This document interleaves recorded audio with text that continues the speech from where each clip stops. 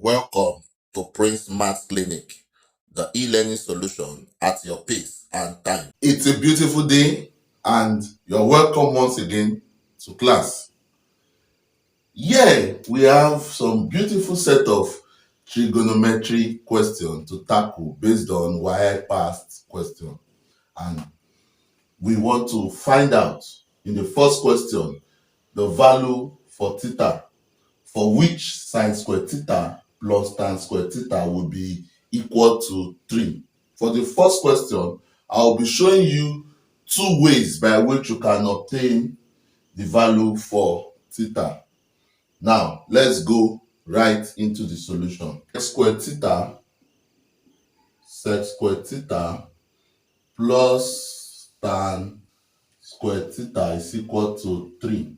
Or sec theta is 1 over cosine theta. Sec theta is 1 over cosine theta based on trigonometry identity.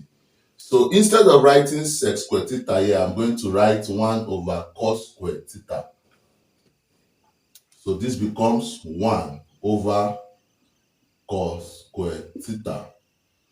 Then we also know that tan theta is sine theta over cosine theta. So instead of writing tan theta here, I'm going to write sine squared theta over cos squared theta, all equal to 3. Now we have the denominator here to be cos squared theta, so we can go ahead to add our numerator. So this becomes 1 plus sine squared theta over cos squared theta equal to 3. Therefore, we can cross multiply. And cross multiply means that 1 plus sine squared theta will be equal to 3 times cos squared theta.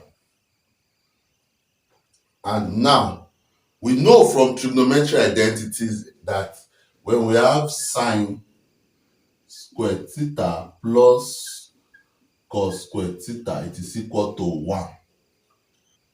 Therefore, I want to substitute this part. I want to make cos squared theta equals to 1 minus sine squared theta.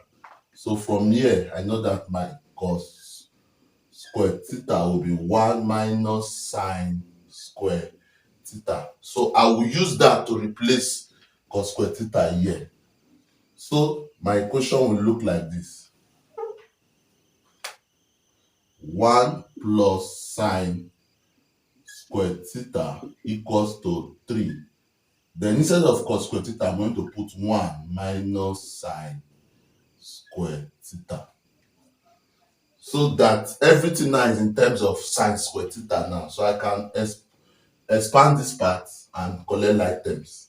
This becomes 1 plus sine squared theta equal to 3 times 1 is 3. 3 times sine squared theta is 3 sine squared theta. So at this point, I want to collect like terms.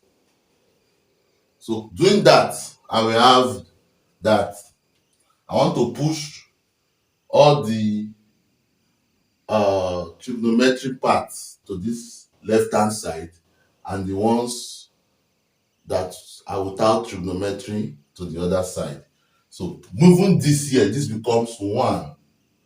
This becomes sine squared theta minus crosses this equal to sign turns to plus 3 sine squared theta. We have 3 here. When this one comes here, it turns to 1. So that by the time you add, this is 1 sine squared theta, this is 3 sine squared theta. When you add them up, it becomes 4 sine squared theta. 3 minus 1 is 2. Therefore, I know that my 4 sine squared theta is equal to 2. So if I divide both sides by 4, divide here by 4. 4 will cancel 4. And 2 here 1, 2 here 2.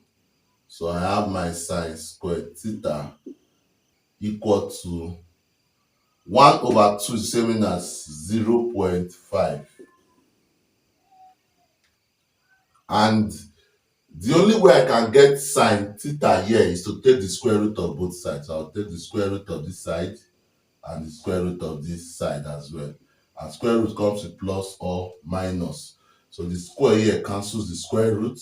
So I have my sine theta here to be equal to 0.7071. Therefore, theta become arc sine 0.7071. So that my theta, if you now look for the arc sine of that, you get 45, approximately 45 degrees. So that is the solution to the first question using the first method. And the second method I'll be using will be much more simpler in case you meet this question either in JAMB or in an objective exam. The second method is much more faster and simpler to solving this particular number 1 question. In the second method, there's a trig identity that says that sec squared theta is 1 plus tan squared theta. That trigonometric identity is what we'll be using to replace sec squared theta in this particular question. So let me say therefore this becomes 1 plus tan squared theta plus another tan squared theta, all equal to 3. So if you add tan squared theta to tan squared theta, you get 2. So this becomes 2 tan squared theta equals to 3. Therefore, I can move this here. I have 2 tan squared theta to the left equal to 3 minus 1. And 2 tan squared theta to the left will be equals to 2 to the right. Such that 2 cancel 2. You have 1 here. You have 1 here. So you have your tan square theta to be equals to 1. Now if I take the square root of both sides, square will cancel the square root here. So I have tan theta. And you know your square root comes with plus or minus as well. Therefore, square root of 1 is 1, which is plus or minus 1. And our theta here becomes the arc sine of 1. If it is positive, the arc sine of 1, so the arc tan of 1 is 45 degrees. That's the arc sine of 1. That is the simplified way of solving this question. Other than the first method, you still arrive at the same result. Now let's look at the second question. In the second question, we were asked to find 1 plus cot squared theta, given that cosine theta is 12 over 13. And we know that cosine, when you have an angle, an acute angle, this is the opposite, this is the adjacent, this is the hypotenuse. The hypotenuse is always facing angle 90 degrees. Opposite is always facing the angle. The third side is always the adjacent.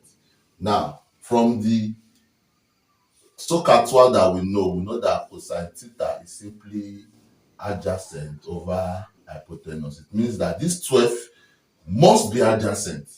So I'll put 12 here. This 13 must be hypotenuse. So I'm going to put 13 here. Therefore, we don't know what opposite is. Hence, we can conclude from Pythagoras' theorem that the square of the opposite plus the square of the adjacent is always the square of my hypotenuse. My opposite will now be 13 squared minus, if this crosses here, this is difference of two squared. So to make our work simpler, let us call this 13, then plus 12 in one bracket, then 13 minus 12 in another bracket, because it is difference of two squared. And what is 13 plus 12? 25. What is 13 minus 12 is 1. So this is 25. So if I take the square root of my opposite square and the square root of 25, square, we cancel the square root here, and we know that the square root of 25 is what? Is 5. That means that my opposite now is 5. So we can now go right into the real solution, having found the three sides to this my acute triangle. From trig identity, 1 plus cot square theta is equal to cosec squared theta. So it means that if once I evaluate cosec squared theta, I have found the value for what? My 1 plus cot squared theta. And cosec squared theta is simply 1 over sine squared theta. Why? Because cosec squared theta is 1 over sine theta. Therefore, cosec squared theta will be 1 over sine squared theta, or let's say 1 squared over sine squared theta. And we know that 1 squared is still what? 1. So what is sine squared theta? This is 1 over 1 divided by sine theta. Sine is opposite over hypotenuse, right?